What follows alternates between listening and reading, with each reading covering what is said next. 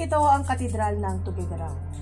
Ang mga paring Dominikano ay dumating sa Cagayan Valley noong 1600 at sinimulan ang kanilang misyon sa Tuguegarao noong 9 ng Mayo 1604.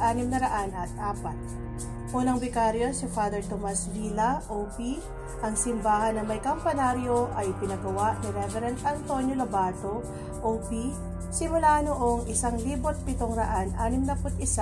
hanggang 1767 sa tulong ng mga mananampalataya. Ito ang pinakamalaking simbahan sa Cagayan. Ang diocese ay tinatag ng Papa Pio X noong 10 ng Abril 1910 at itinalaga si Monsignor Mauricio P. Foley bilang unang obispo nito noong 6 ng Disyembre 1911. Nagiba noong panahon ng pagpapalaya noong 1945. Ang katedral ay muling ipinatayo ni Monsignor Constantine Georgens.